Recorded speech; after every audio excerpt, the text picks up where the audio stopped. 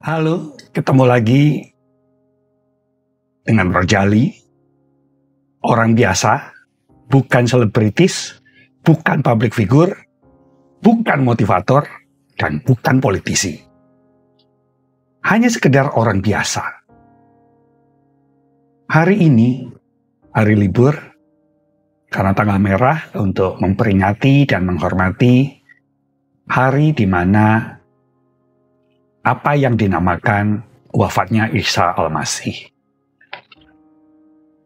Lebih dari 2000 tahun yang lalu, ada seseorang dalam sebuah kisah yang wafat karena disalibkan.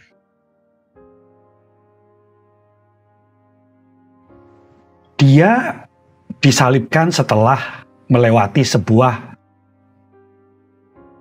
proses di mana dalam kisahnya dia disiksa, dipermalukan, ditelanjangi, dicambuk, dimaki-maki.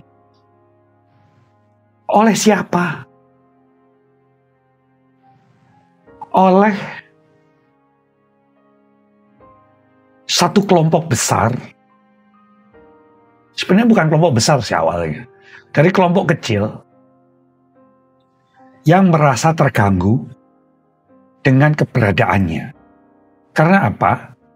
Karena memiliki pengaruh massa yang cukup besar pada saat itu.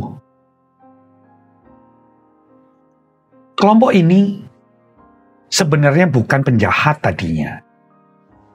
Dalam kelompok itu mereka adalah orang-orang juga yang banyak orang cakap, banyak orang yang pintar mengorganisasi sesuatu.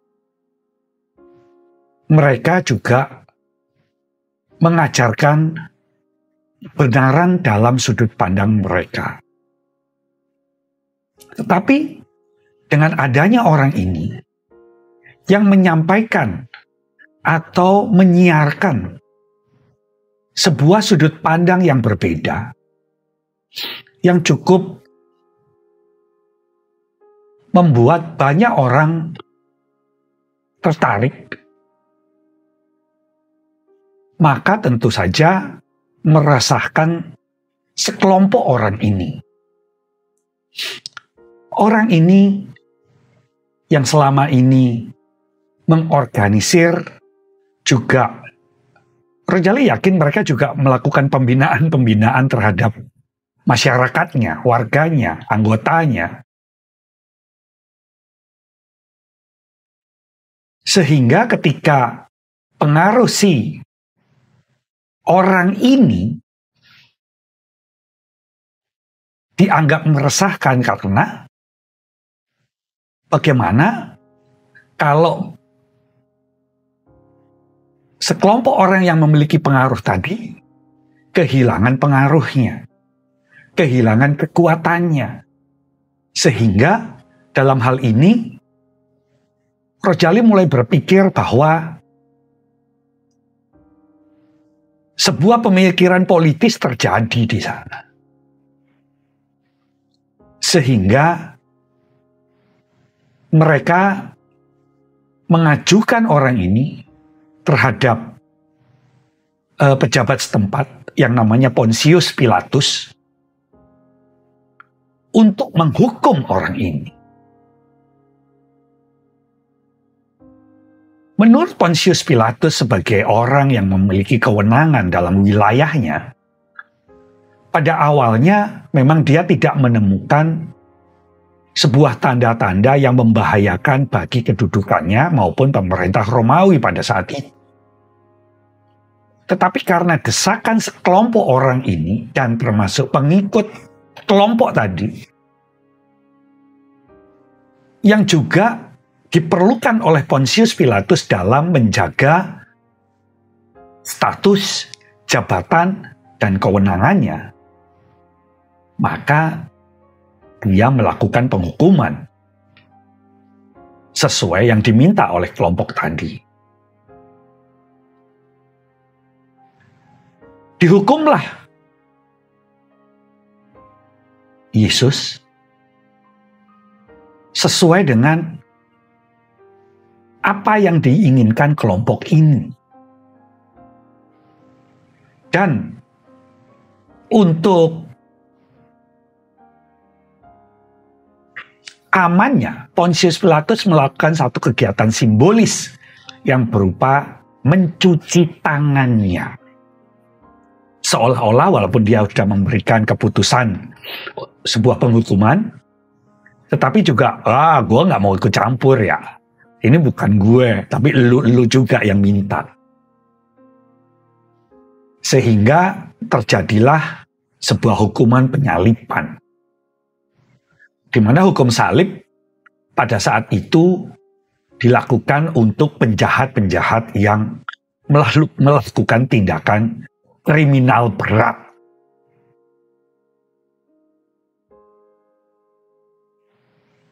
Maka apakah dengan dijatuhkan dengan keputusan itu semuanya menjadi selesai dan tenang? Pada momen tertentu mungkin iya. Ada keputusan politis di sana.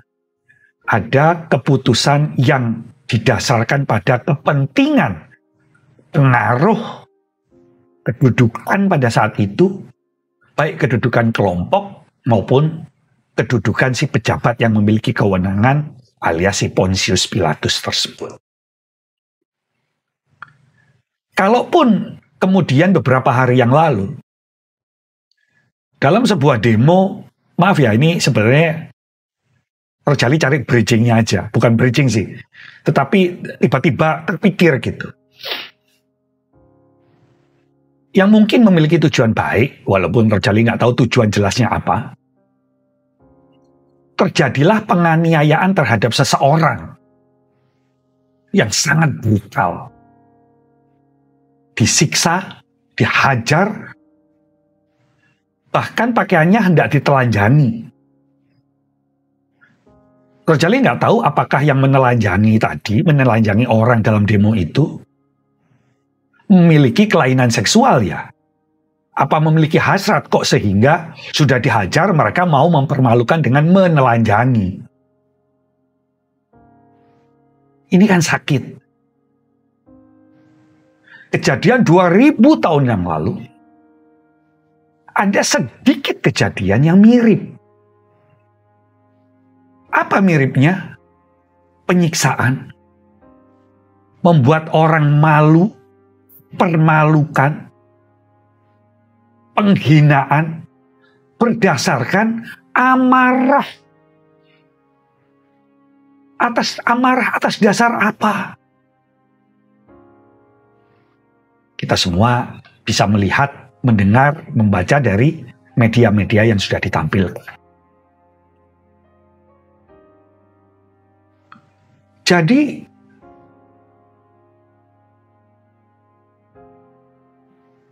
kehidupan materialisme, keangkuhan, kesombongan, kerakusan terhadap sebuah pengakuan terjadi dari lebih dari 2000 tahun yang lalu sampai sekarang. Bahkan pada generasi muda yang sangat amat diharapkan. Yang sudah disekolahin, memiliki ajaran agama yang baik. Pendidikan-pendidikan sosial yang seharusnya cukup. Tapi nggak mempan. Sehingga terjadilah kelitih yang agak berbeda. Adalah sebuah penyiksaan yang dapat mengakibatkan kematian hanya sekedar iseng-iseng. butuh pengakuan? Lebih dari 2000 tahun yang lalu. Ya. Sehingga Rojali sering bertanya pada diri sendiri.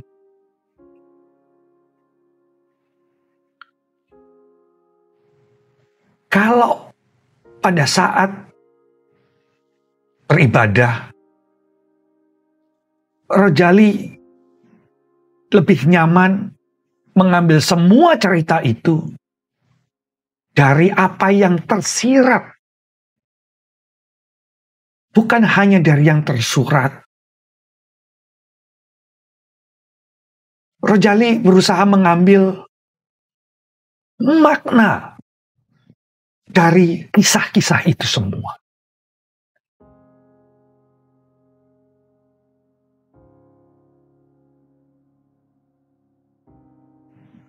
Betapa iblis yang sebenarnya, atau setan yang sebenarnya, atau kejahatan yang sebenarnya adalah hasrat-hasrat dan nafsu manusia.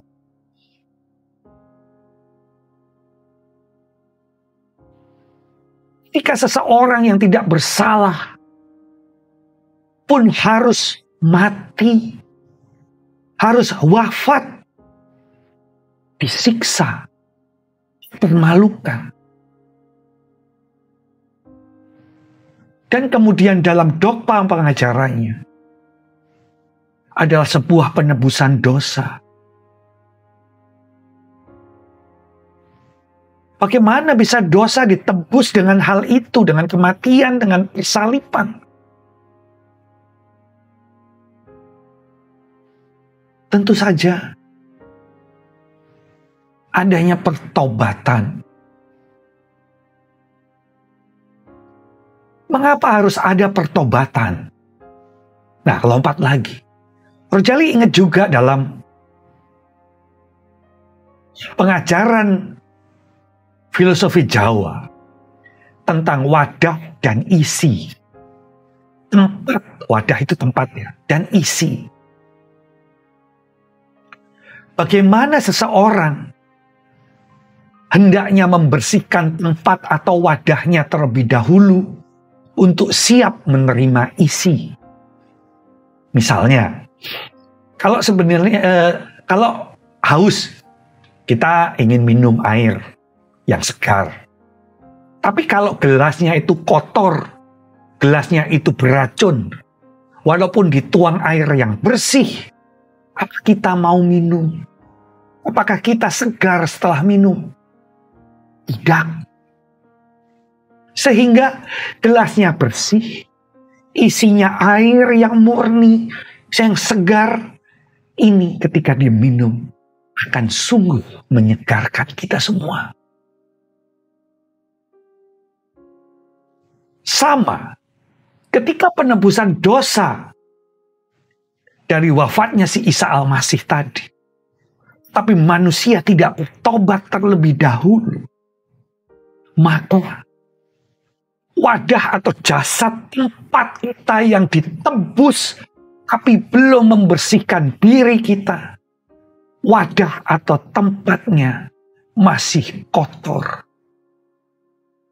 Sehingga walaupun menerima isi yang berupa rahmat, rezeki, cinta kasih, pengetahuan, tidak akan bermakna dan berguna untuk manusia.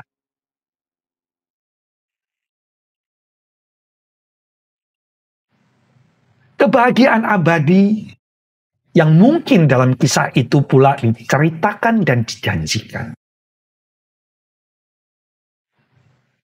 akan berlaku tidak hanya dalam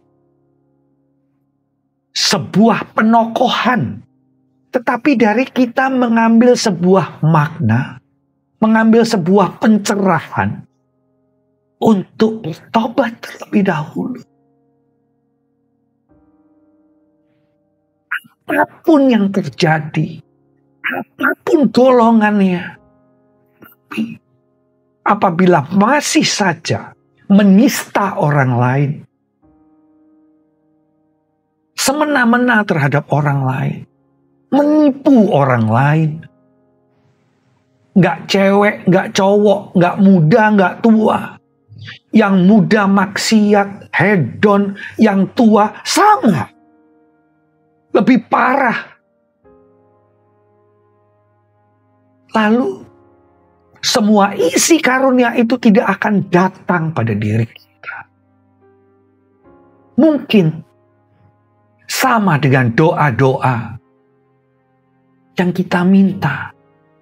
Tapi kita tidak mempersiapkan diri kita dulu untuk menerima kabulnya dari doa-doa itu.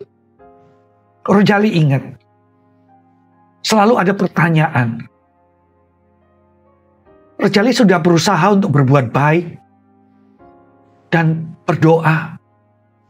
Tapi hidupnya kok susah.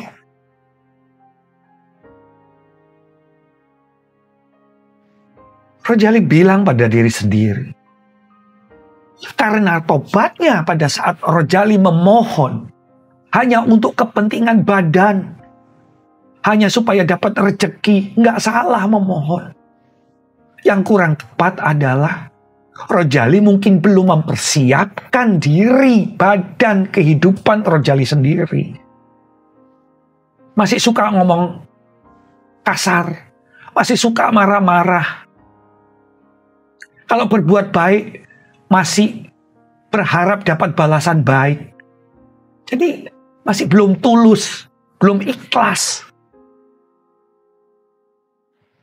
Ya, dikabulkannya bertahap mungkin. Oleh karena itu, di hari ini, hari yang disebut oleh orang-orang, teman-teman, saudara-saudara kita Nasrani adalah Jumat Agung. Keagungan tersebut adalah juga sebuah harapan bahwa dengan wafatnya Isa Al-Masih, kita mampu untuk mengambil makna terbesar. Jadi bukan berarti, oh sudah ditebus, jadi boleh berbuat dosa karena sudah ditebus. Ya, konyol. Ayo kita membersihkan diri kita. Entah gimana caranya. Berupaya. Tuhan tidak buta.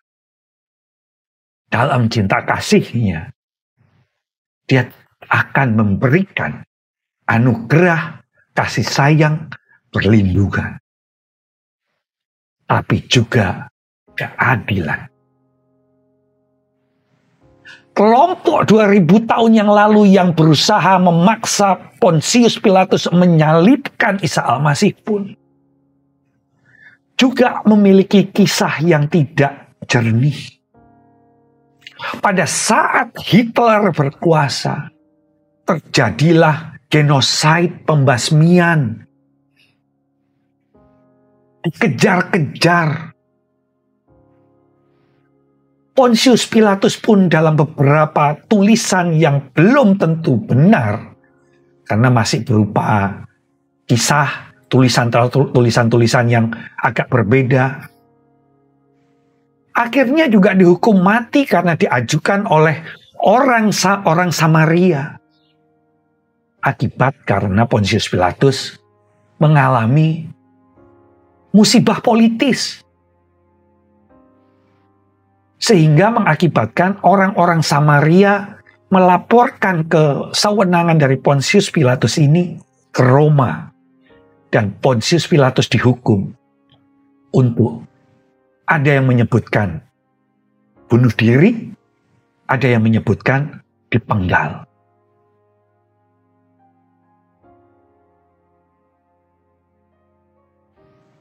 Jadi ada makna bahwa wadah dan isi harus seimbang. Membersihkan diri juga harus benar-benar dengan ketulusan dan keikhlasan. karena di sana ada keadilan. Mohon maaf kalau ada kata-kata yang salah.